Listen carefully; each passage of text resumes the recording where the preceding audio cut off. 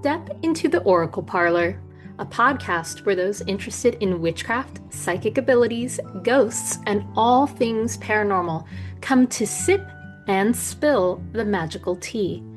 This parlor is a space to grow by maintaining our curiosity over fear when it comes to the spooky and the paranormal. I'm your host, Jenny, otherwise known as Fantasma Witch.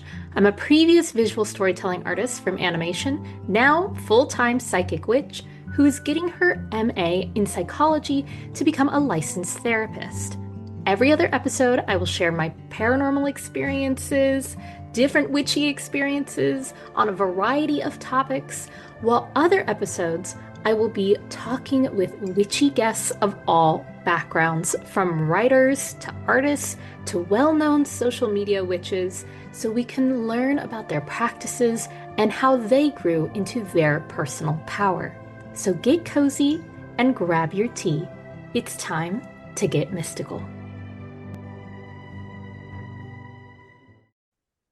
Hello, my mystical friends. Welcome back to the Oracle Parlor podcast. If you are watching, you may see a very familiar face in the parlor today. Why don't you go ahead and introduce yourself to our listeners?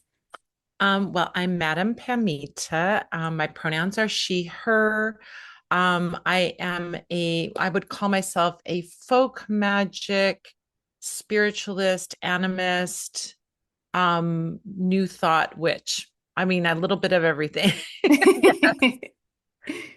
And I'm a Ukrainian-American. I practice folk magic and Ukrainian folk magic.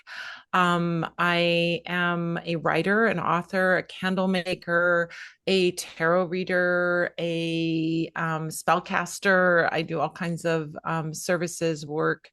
And you can find me at my website, Parlour of Wonders, another parlor, Parlour of Wonders.com. Parlour, though. And my handles on all my social media are all Madame Pamita, Madamepamita, no spaces, no numbers, no underscores, no anything, just the Madame Pamita. So that's where you can find me. Awesome. Oh my gosh, you have such a wide array of things that you are known for in the witchy community from, like you were saying, your writing, the books that you've created, your candles, and before we get too much into your business, I just have to say, I love the name. Like, I mean, my podcast is the Oracle Parlor. I love that idea of evoking kind of these classic ideas of divination parlors and psychics and witchy things. And Madame Pamita has that same vibe of that, like, very old school classic, whimsical, mystical feeling. And so I'm curious, is there a story behind the name? How did you conjure that? There is a story behind the name. So, my given name is Pamela. Mhm. And back in the 90s, I was in an all-girl band and called the Neptunas. We still quasi exist. I mean, we haven't played since before COVID, but so in my band, we just like the Ramones were like Dee Dee Ramone and Joey Ramone and Johnny Ramone, right? Um, Yeah. we all had names and we took our first names and added Ita to them. So there's Leslita, Laura Bethita, and Pamita Neptuna. That was our band names. So, Amazing. fast forward a couple of years, and then I got very interested in old time music from the 20s and 30s, American music, blues, jazz, hokum, all kinds of cool, fun music. And so I wanted to do this little like vaudeville show. And I said, well, what can I do? I go, well, I'm a tarot reader. I could bring tarot into it. And I could do like a thing where the audience members pick a card and then we play a song that's associated with that card. How So cool. you can find if you dig deep enough. I mean, I've got lots of videos of me teaching on YouTube, but if you dig deep enough, you'll find videos of me playing and singing and doing these things, right? So I had this little vaudeville act. And so uh, half of LA knew me as Pamita anyway. I mean, the people that knew me, half the people that knew me as Pamita because they knew me through the band. So I said, well, I'll be Madame Pamita. So Madame Pamita became my name for this act. then people started asking me, hey, will you do a tarot reading for me? Will you come do tarot readings at my party, this Mm. and that? So the name just kind of followed me out of the music part of it into my Oh my regular gosh. life. And then when I wrote my first book, I said to my editor, Judica Illis, who's amazing, I love her so much. Yes. She said, I go, should I just go by my real name or should I? She's like, no, Madame Pamita is you. You need to do that. I said, okay. So it has stuck with me and I embrace it. I love it. I feel like it's like that, like you said, like that old time Yes. mystical fortune teller name. I don't shy away from calling myself a fortune teller. I love all that. That the vintage vibe of that too. I'm really much a person Yes. of vintage stuff. So that's yeah, that's the story behind my name. What an amazing journey to start with. Oh, yes, it was, part of a band. And then you ended up bringing it into another aspect of music that also blended tarot. And now it is you. It is, like I said, you are known in the witchy community. It's like, oh, do you know Madame Pamita? And everybody's like, well, yeah, of course. Like, it's just, it has you know, this radiance to it in a way that I feel is very unique and very much like you. And like you're saying, it has that kind of like classic vintage vibe. And that is very apparent on your website as well. All of it has that really cool old school vintage vibe. And, I wanted to talk a little bit about that. For anyone who doesn't know, you have a fantastic shop that offers so many services, so many classes, amazing books that have all different varieties that you cover so many different topics.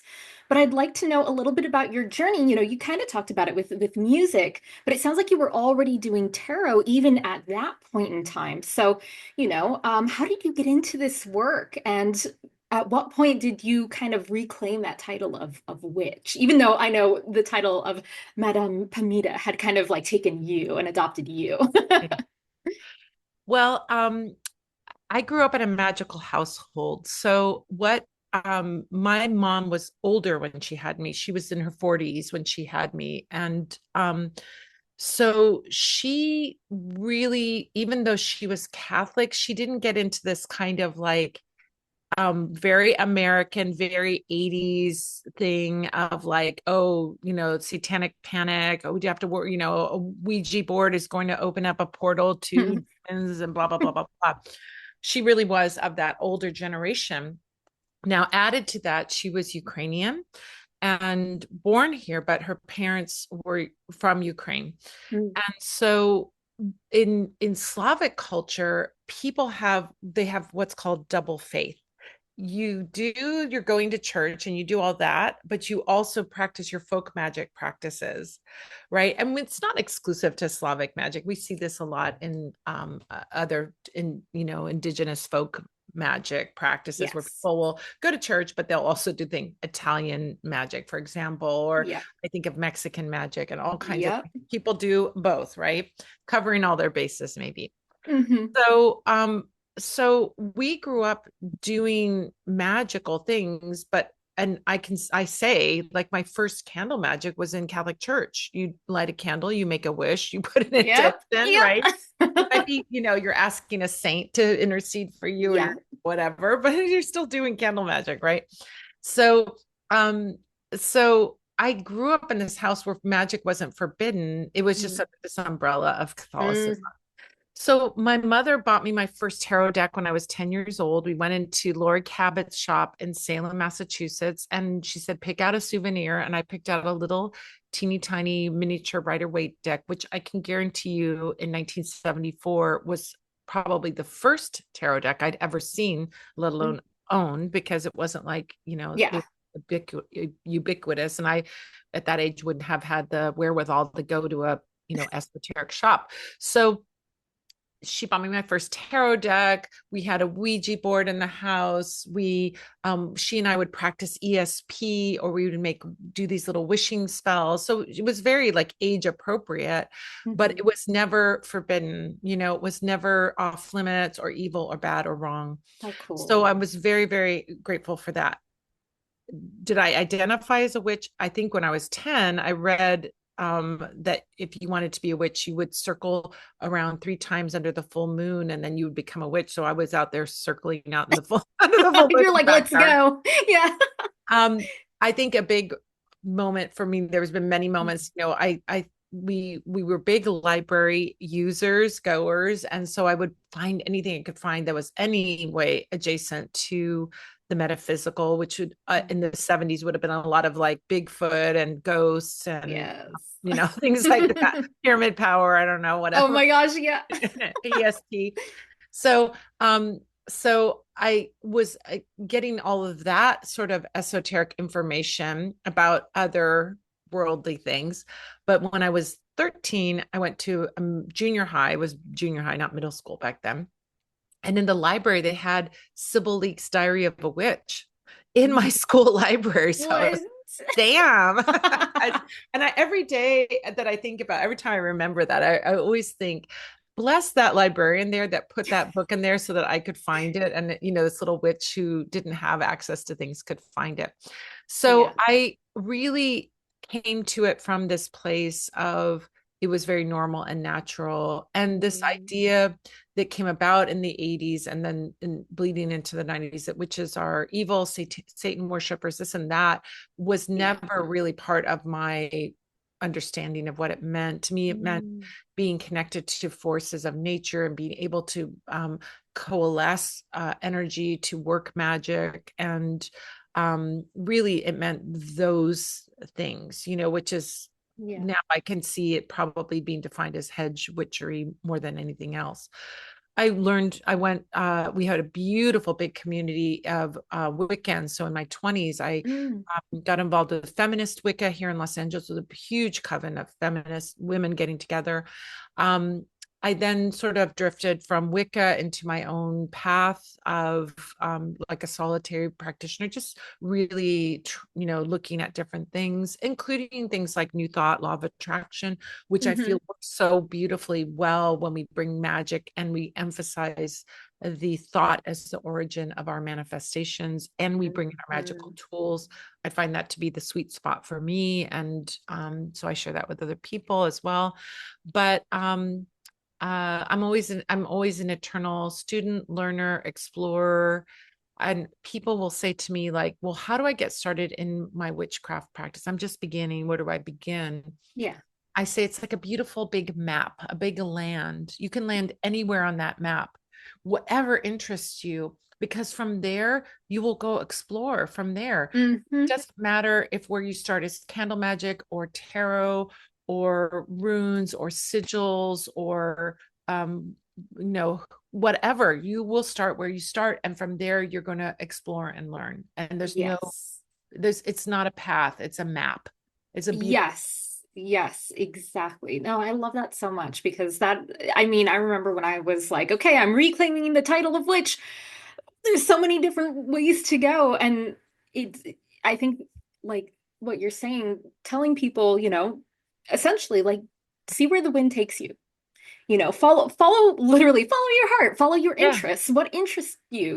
What interests you now? What interested you as a kid? Because even that like can play into things that may interest you now. Like I was one of those kids that used to pretend that I would be in the backyard with like a bucket of mud and sticks and rocks, and I'd be like, "This is my potion. These are my herbs." And then I got into herbalism as an adult. Like, it's just one of those things where it can come from any inspiration and can really take you anywhere. So I really love and appreciate that kind of perspective of like, just see where you start and just allow it to kind of take you where it wants to go. Because it can absolutely take you in some pretty unexpected places that may end up being something that you weren't anticipating to be something you might be interested in. So I love that. I also love that you were kind of talking about, as a kid and being Catholic, because I was also raised Catholic, and that, we were we were definitely doing candle magic, in the room with the candles, and you pray to the saint, and you're asking for, and then of course, as a kid, when they say, "Oh, ask the saint for help," I'm a kid going, "Okay, I need help getting a puppy."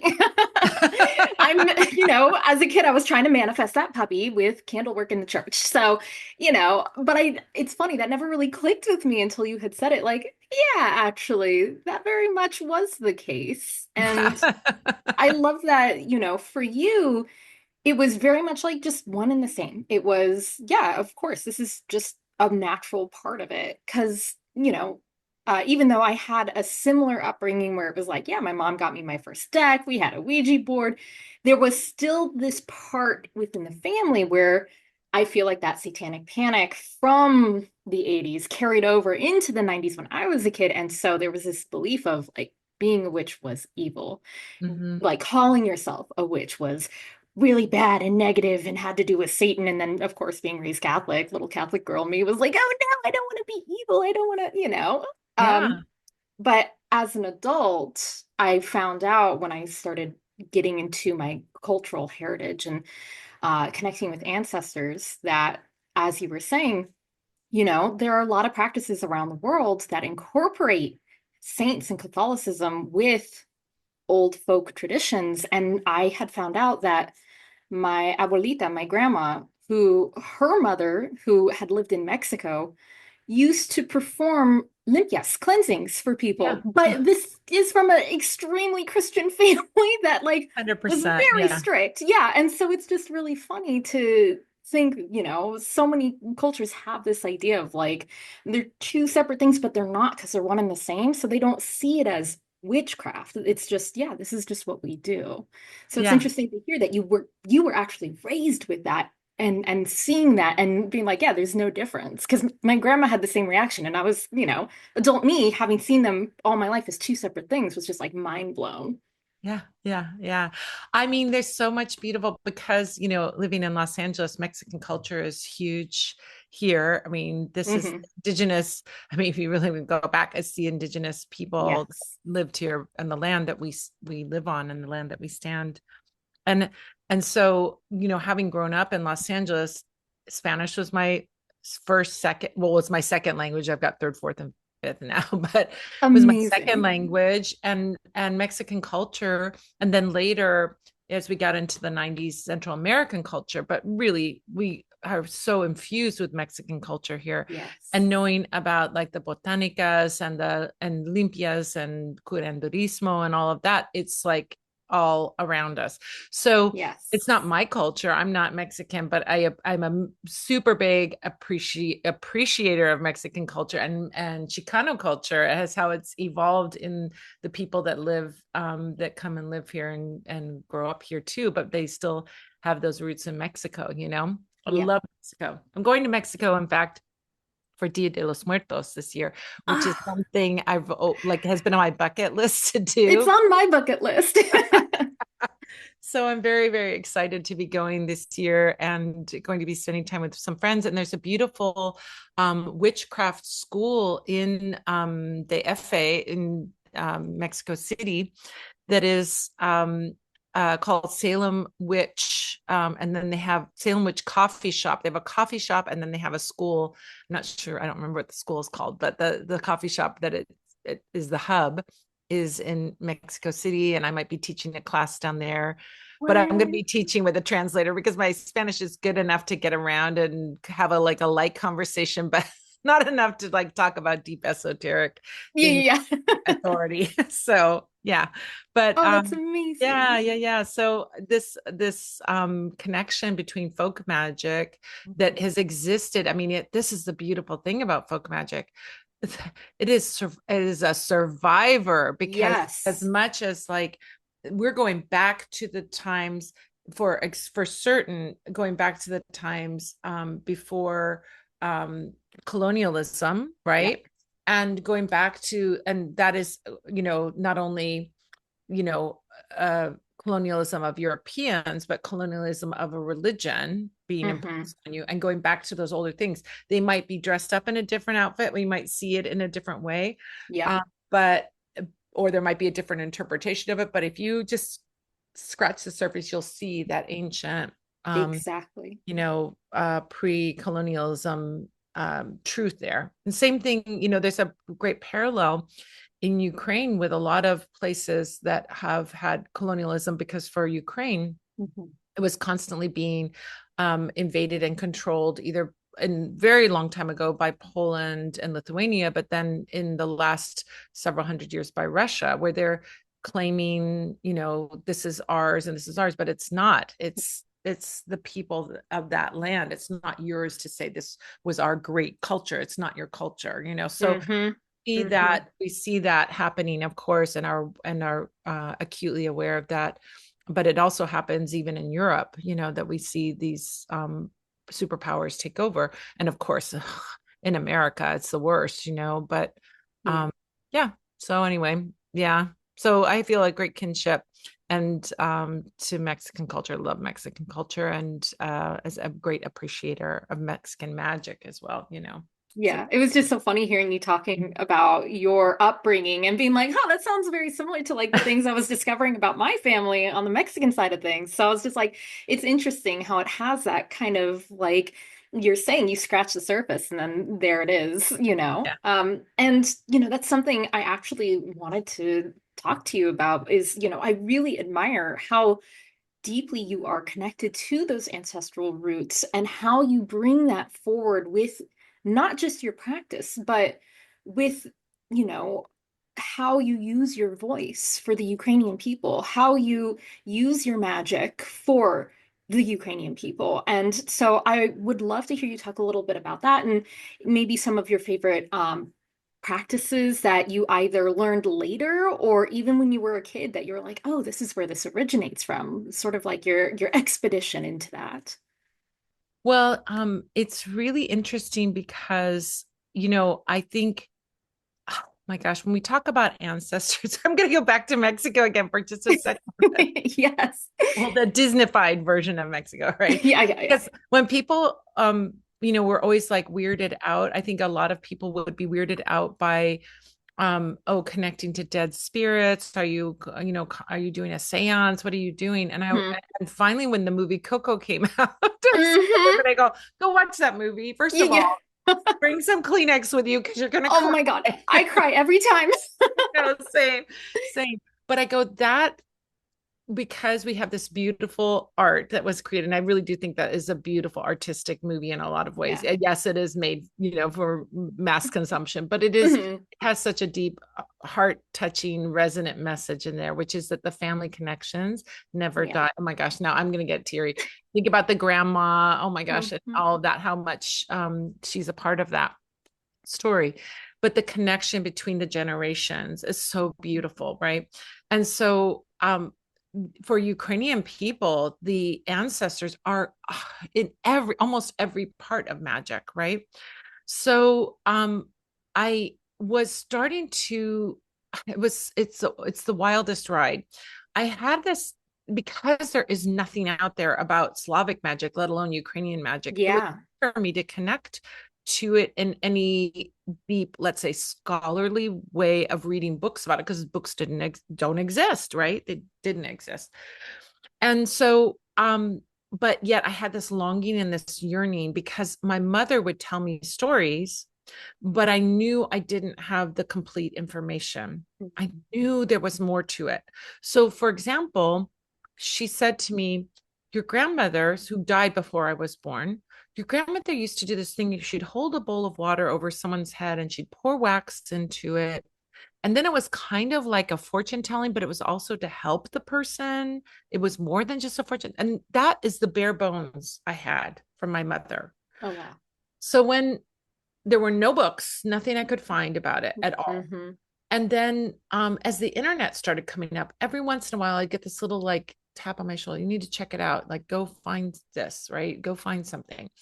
And I'd come up empty handed. The best I could find was like that there's a tradition on St. Andrew's Eve of doing fortune telling to see who your husband's going to be. And you pour wax through a key, the hole of a skeleton key, into the water. And then you hold up the shape and then you look at the shape, and that will tell you what your your future husband's profession is going to be, or a little bit about him, right? Oh, how And cool. I'm like, it's close, but it's not quite. Yeah. What my mother was Yeah. telling me was not about finding a husband, and there was a Hmm. key. And I'm still very, it still didn't click, like the puzzle pieces didn't quite. Yeah. Then the synchronicities of, I made a wonderful Ukrainian Canadian friend who's also a witch. She has a shop called thewitchery.ca. Mm. Katie Carpets, I love her. She's amazing. And so she was also like digging up and finding stuff about Slavic magic and Ukrainian magic while I was trying to dig and find. And she found this woman that wrote this doctoral thesis on Vili Visk, which is this wax pouring. And so there was this little booklet that was this woman's doctoral thesis Oh, wow. that had the information and was exactly what my mother was describing my grandmother doing. And then it was like, oh my gosh, this is a healing ritual. It is a cleansing ritual. You're doing the wax reading to see what the source of the trauma is and to heal Mhm. the trauma.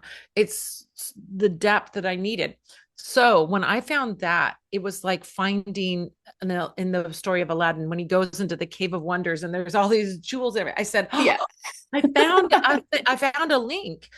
And so then I said, well, if I can, and then that is when my grandmother and Baba Yaga came through and like, you need to write this book. And I'm like, okay, I'll write Oh, this. how cool. And then I was like, great. I was like so delusional. I'm like, this is gonna be easy. I'm gonna find so much stuff. And no, it was not easy at all. And there were many Mm. tears that were shed trying to find information, but I did find information. I had to learn to read Cyrillic. I had to go down crazy rabbit holes that ended up with nothing and crazy rabbit holes that ended up with a whole bunch of stuff.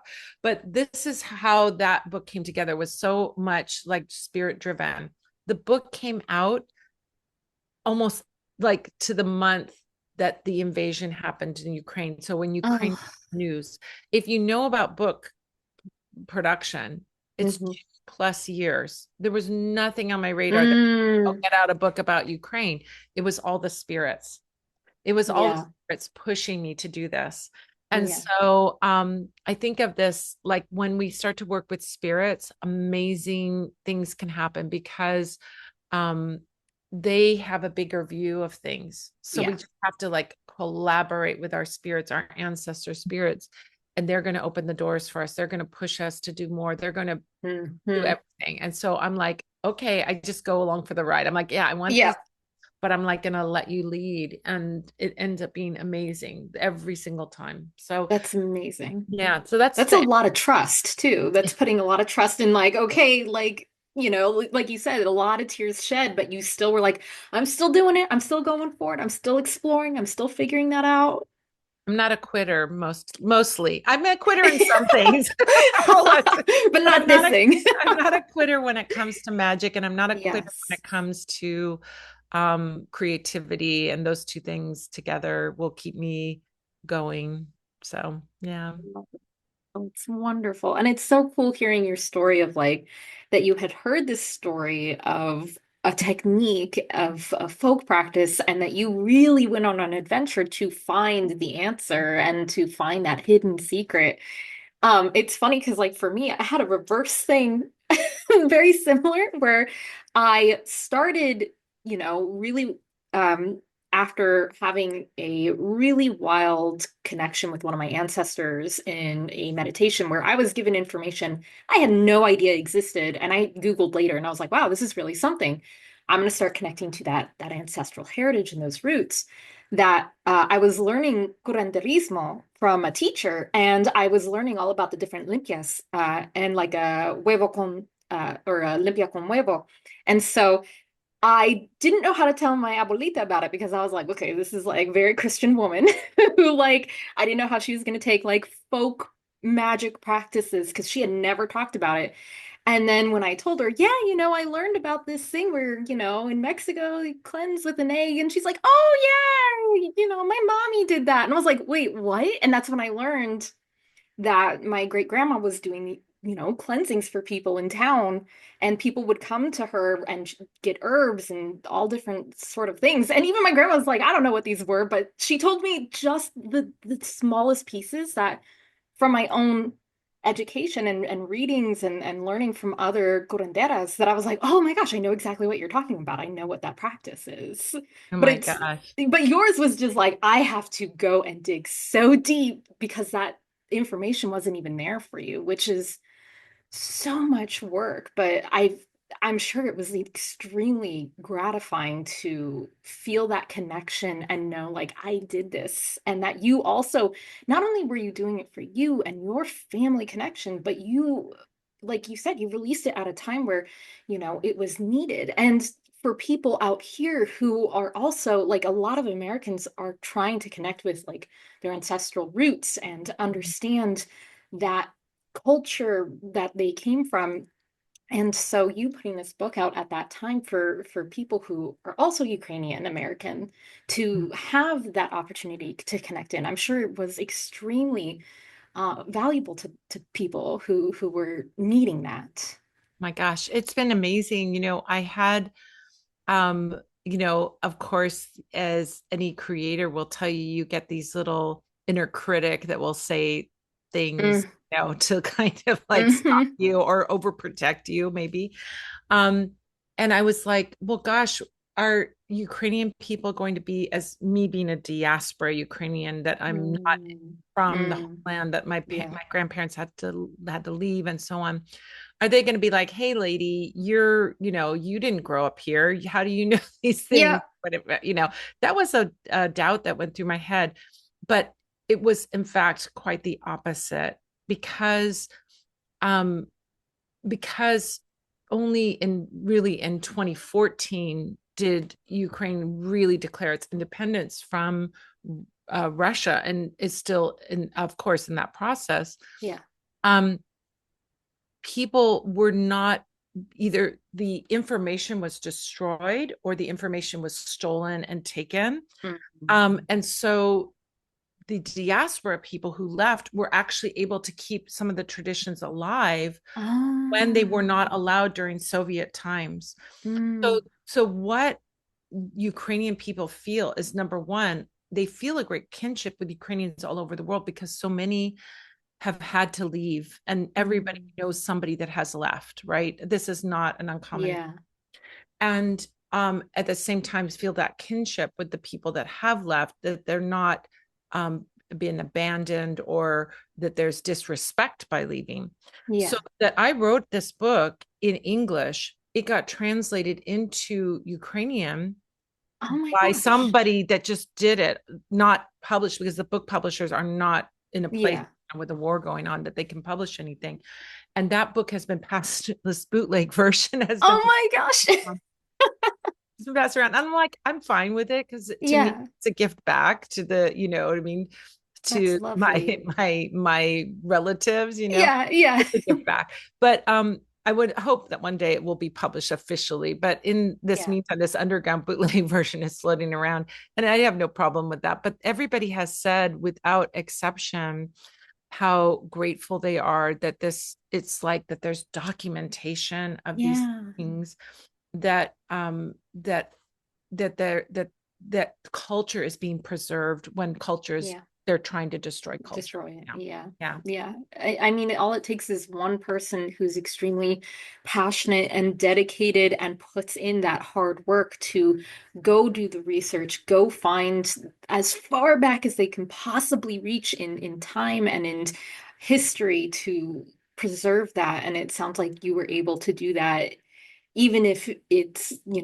not able to be published in other languages officially, but the Yeah. fact that you were still able to preserve that in some way is absolutely amazing, and just, I feel like, has this really positive ripple effect. Yeah. So that's When really you're beautiful. when you're told, I mean, they have hundreds of years of being told to be ashamed of Yeah. being Ukrainian, that that's second rate to Russia, that this, to have, of course, to have people have pride about Yeah. heritage, have pride about traditions. feels good for everyone. You know what I mean? Yeah. It's like always great to see, you know? Yeah. I mean, the greatest resistance is joy and pride in who you are and your roots and your, yes. 100%. I Yes. mean, it's what we're seeing, you know, Los Angeles, you're here. Yep. We're, when we're recording this, we're still in the middle of this atrocious Yeah. kidnappings and things that are going on. And to see, you know, people like, well, why are people waving the Mexican flag? Because it's just like the pride flag. If you're told that what you're second rate class or you're not worthy, Hmm. to do that is such a radical act, to say like, no, Yeah. I am American, but I'm proud of my Mexican I heritage. exist. I'm here. You Yeah. cannot erase this. Yeah, and Yes. Mexican culture and Mexican citizen, these are not second class things at all. Yes. In fact, you know, as Europeans, you should be grateful to the people who Yeah. lived on the land before you, right? Hmm. Really, in respect and gratitude. So yeah. So I love the resistance that's coming out of California right now. Yes. No, A lot of it. same. It's good. Yes, It's good. absolutely. But I wanted to talk a little bit more about your book that we've been discussing. For many who practice witchcraft across many cultures, there's the archetype of the crone. This elder wise woman is very, very popular and has gotten even more popular over the last, I don't know, like since the 90s, especially with Mother Maiden Crone becoming very popular. I feel like, if you've seen Agatha all along, that's only going to make it even more Yeah. popular. But you've written a few books now, and the one that we've been talking about for anyone who's unaware is Baba Yaga's Book of Witchcraft, Slavic Magic from the Witch of the Woods. So I don't know much about Baba Yaga, but it appears that she is one of those crone archetypes who exists within the liminal space as someone to be respected as well as feared. And so I would love to hear your thoughts on Baba Yaga, how you work with her, the aspects of that archetype that resonate with you in your practice. Yeah. Well, I really, you know, have always known about Baba Yaga because, you know, she shows up in Slavic fairy tales. She's never the main character. She's always kind of like shows up for a minute and then, you know, she's out. And dips, yeah. Dips in. But we have to remember that folk tales and fairy tales are ways of transmitting information when information is forbidden. Hmm. We look at a culture's folk tales and fairy tales, you can learn so much about the belief systems, the magic, everything about that culture before an oppressive regime comes in. So, you know, she exists in Russia for sure, but she Hmm. also exists in all the Slavic countries. It isn't simply a Russian thing. The Yeah. first guy to write and write down these folk tales that were oral tradition was a guy, Alexander Afanasyev, who was Russian. He saw what the Grimm brothers Grimm were doing, recording Mm.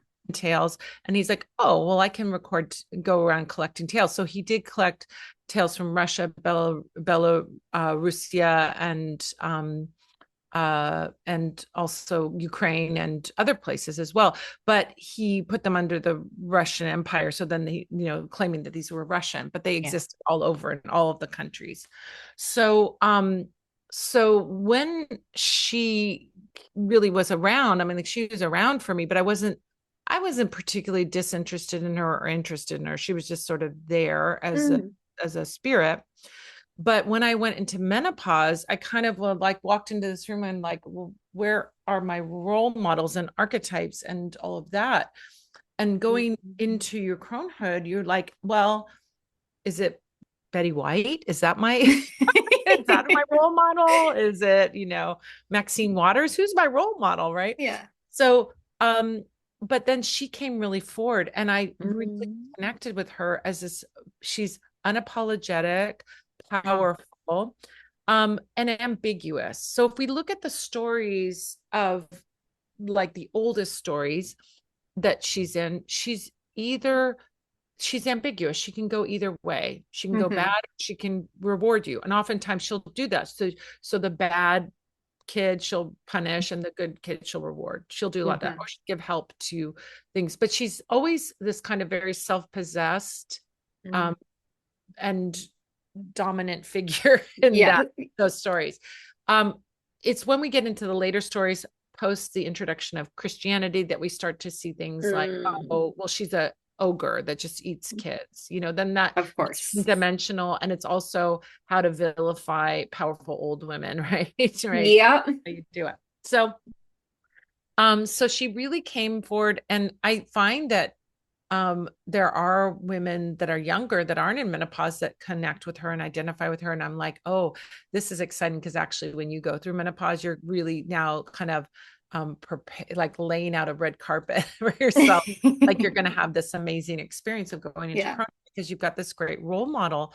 Um, I just kind of, feel like this happens actually when for some, not for everybody, but I feel like I got to a place after menopause where I'm like, I DGAF. I'm like, Yeah. oh, Yeah. I'm like, I'll just do whatever I want. I'll show up with no makeup. I'll show up in Yes. overalls. I'll show up, I love it.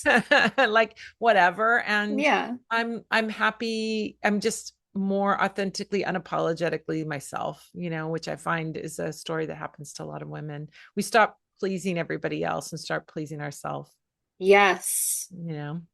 Yes, I love that. And she definitely seems to have that embodiment. And that's why I appreciate the crone as an archetype overall, is because of that. It's unapologetic. It's like, yeah, this is me. Yeah. So what? Yeah, Like, exactly. yeah. Exactly. We stop being, I mean, as women and girls, we're so taught to make everybody else feel comfortable, and sometimes at Yes. the cost of making ourselves feel comfortable. Our Minimizing bodies. ourselves Yeah. for other people. Yep. Yeah. Yeah. And so then when you just show up and you're you, and you're like, Mhm. take me or leave me, it's fine. Yeah. Yeah. I It's don't care anymore. Like, exactly. It's very empowering. yes. So seeing younger women identify or connect to her is very, I think is a wonderful thing, because now you have something to look forward to, I Yes. mean? Yeah. Yeah. Age no longer like because a lot of like people who are femme are taught, that age is bad, it's scary, and you get quote unquote ugly, which I think is the stupidest. Anyways, Yeah. Yeah. but Right. like to get to that point where you're able to shift into, you know what, I'm happy. That's all that should matter. Who cares what the society thinks that it should be like, what Mm-hmm. aging should be like? This is, it's stepping into full power, as like you're saying, no longer minimizing ourselves. So Yeah. I love that.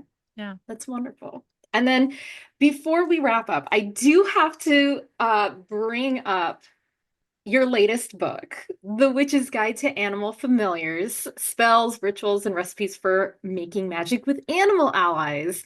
It sounds absolutely magical. And as someone who is an animal communicator with a familiar, I would absolutely love to know what inspired you to write on this topic. Well, I have always had a connection to plants and animals, and I always feel like there's deeper there's deeper places that you can go, which is such a beautiful thing. When I write a book because there's no book out there that exists that satisfies me or something, Yes. So obviously, when I wrote Baba Yaga's Book of Witchcraft, is because nobody's writing about Slavic magic, nobody's writing about Ukrainian magic. Book of Candle Magic, I felt like candle magic books were kind of like recipe books, but nobody was teaching you how to be a chef. I wanted to teach you how Yeah. to be a candle Oh, I magic love chef, that. right? So you can Yes. just pull what you have or create your own invention. You'll get the guidelines to show you how to do that. And the book, my Magical Tarot, which is my tarot book, was written because people would say very fatalistic things about the cards, like back in those days when I read Mhm. it, like, oh, if you get the tower, it means this shocking thing's going to happen and it's destruction and this and that. That's great, but like, what do you do with that information? So this book was like, Yes. how do we work with the energy of the cards? So if you get this 3 of Swords or 10 of Swords, or what do you do with that? Not just, oh, I'm going to suffer, right? Yeah. Yeah. So the same thing is true with the Witch's Guide to Animal Familiars, because I felt like people were talking about familiars from the position of uh the Hammer of the Witches. The Hammer of the Witches was a book that was written in Europe in the Mhm. 1400s, by a guy who was a perv, really a perv. He got Yep. kicked out. He was a monk and he got kicked out because he was so weird and pervy. And he would get women up on the stand and ask them about all their sexual activity, because Yeah. to him, he got off on it, right? So Yeah. he made women into these evil, satanic, da, da, da. And as a side note, that set off this idea, in particular in England and in Western Europe, where there was animals that were assisting the witch. Yeah. And that what that really is about, what that really is saying is, so anybody who had a close, kind, caring relationship with an animal, who didn't take the biblical view that an animal is meant to be subjugated and serve it in servitude to you, Yep. was considered to be evil and wrong and bad and a witch. And I'm Hmm. like, what those people, women and men, were practicing in that kind and compassionate, connected way is what our ancient ancestors were practicing. You did not exist in the world as an authority, but you Yes. cooperated with nature. You Yes. observed where the birds were flying. You saw when the plants were sprouting. You saw and observed these things, and you worked in cooperation with these things. The very Yes. first, of course, being when wolves became domesticated dogs, Yes. right? So there was a Absolutely. cooperative element with an ancient people pre-Christianity. When the monotheistic religions come in, then we start to see this: animals are to be subjugated and animals are less Yeah. than.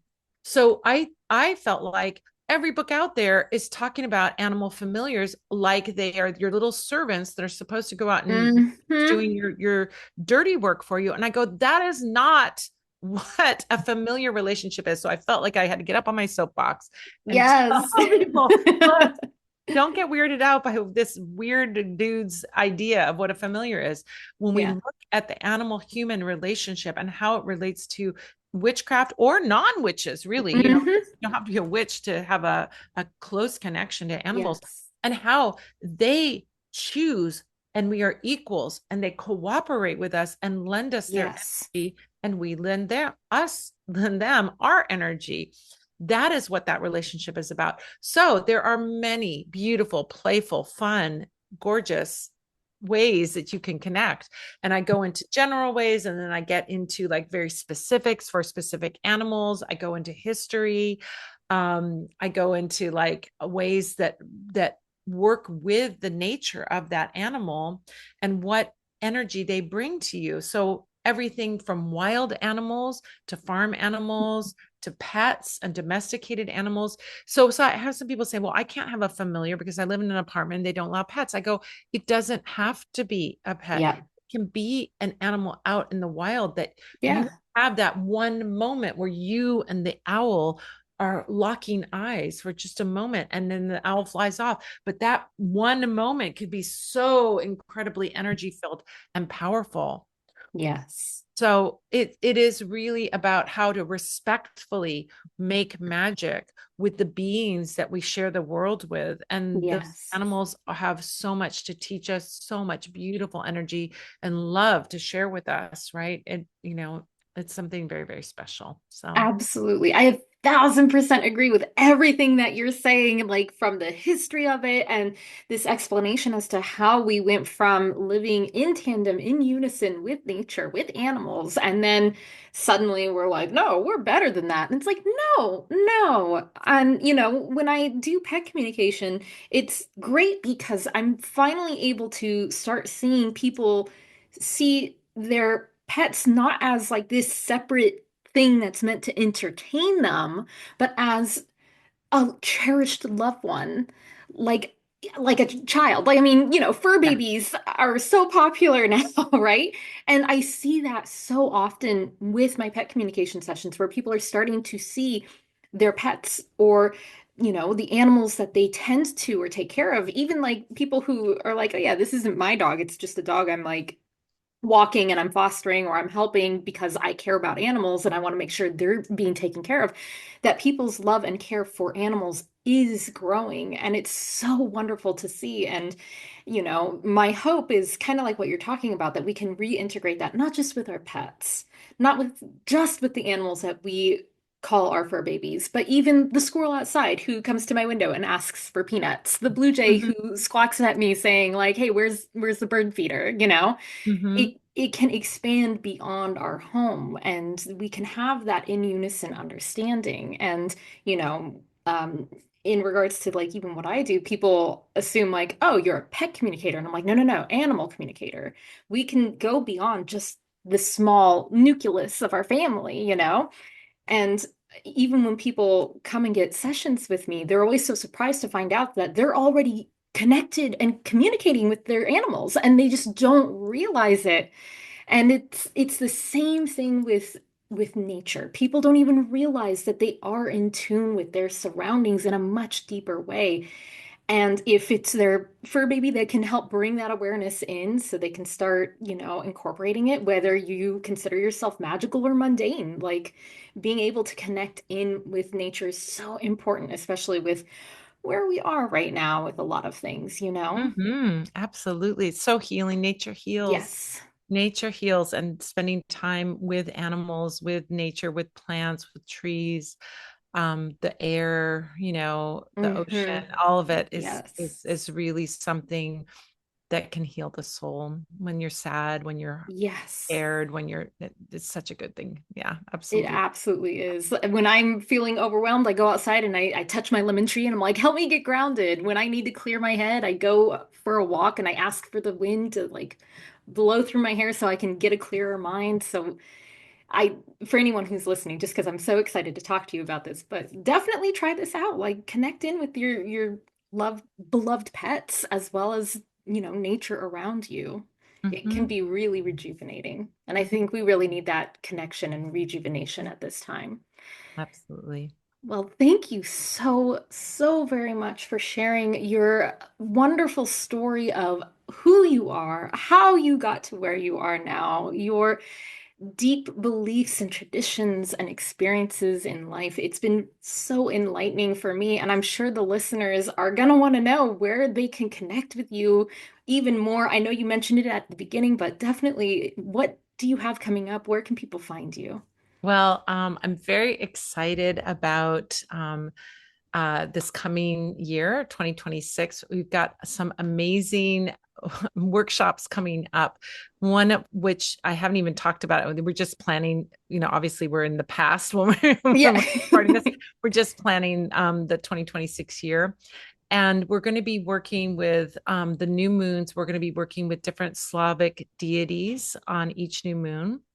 And the new moons will have a candle dedicated to that deity and energies that we'll be working with, and also a little workshop ahead of, if you take the spell kit and workshop for the new moon, you'll get a little 30-minute workshop about the deities. So you can learn about the deities that you're working with for the new moon. Oh, how cool. Um, for our full moon, we're going to be doing a 13 lunation 1 year, but 13 lunation cycle for shamanic witchcraft. So it starts in January and it's going to be once a month on around the full moon, usually on the full moon or the day before, where we'll be taking you through the journey of shamanic learning so that you can learn to heal, that you can learn to connect with the lower and the middle and upper worlds, Mm. do healing, as I said before, go on vision journeys, do shamanic divination. So that's going to be our full moon workshop.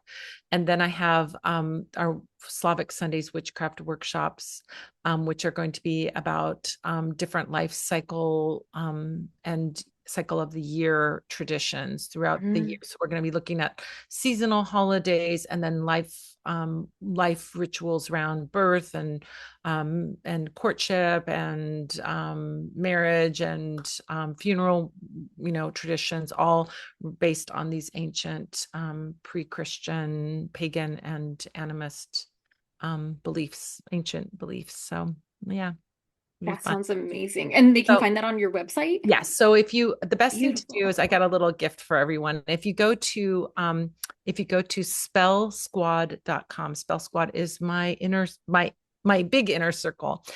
If you go there, spellsquad.com, it'll take you to the page on the site where you can sign up for my email list. And if you do sign up for the email list, you'll get a 33-page ebook called 7 Secrets to Supercharge Your Spell Work, which is good for beginners, intermediate, and advanced work. Like I have mastery work in there, but also entry level work in there. Like, how do I work with an oil, or how do I work Mm. with a candle? So it's this wonderful book to get you started on a path of practical magic. and that's free when they sign up. I've also got 13 pages for your the printable pages for your Book of Shadows that have correspondences that are super helpful in your magic. They'll also get a link to join me on Sundays, which every Sunday, except for the first Sunday of the month, I have a 1 hour, absolutely free 1 hour session. Oh, Takes cool. place at 5 p.m. Pacific, where you can join me. It's called the free live magic Q&A tea party. It's got a really long free. It's live. We're talking about magic and you can ask questions. So how do I get that all into 2 words? I can't. So the Q&A tea party, you can come join us if you have questions about like, how do I do, what kind of spell is good for this? Or what do I do with this ritual tool? Or how do I do this? You can ask those questions. It's a webinar format. You aren't on camera. Your voice isn't being heard. You can just come and listen. A lot of people just come and listen. Or you can type in your question and I'll answer your questions, and it's absolutely free. It doesn't cost anything. So we've got lots and lots and lots going on. And if you sign up on the email list, you'll get all of those goodies, plus a coupon for the shop if you want to do some shopping as well. So just something for you all. Amazing. Definitely, listeners, check out Madame Pamita's stuff because you are an absolute resource and wealth of knowledge. And I highly recommend people listening go check it out and sign up and see what it's all about. Well, thank you so very much again for being here today. It's been such a pleasure connecting in with you. Well, thanks, Fantasma Witch. I'm so glad we had a conversation. It was just really wonderful to be here with you and talking about all this wonderful stuff that we love so much. Yes. Thank you again. Thank you so much for joining me in the parlor for this episode. If you want more psychic magical tips, make sure to follow me on Instagram and TikTok at Fantasma Witch. FANTASMAWITCH. Also, be sure to check out my Patreon, where I have a Discord community. I do Q&As, live classes, workshops, and more. To book a reading or consultation directly with me, you can go to my website, www.phantasmawitch.com. All of these links can be found in the episode description. And please, if you enjoyed this show, make sure you go leave a rating, leave a review, share it with others. It really helps the show to reach new listeners if you take a moment to do that, and it is sincerely appreciated. Shout out to the artist Cat Lines, who helped me to redesign the podcast logo to the beautiful magical teacup you see today. See you, mystical friends, in the parlor next time.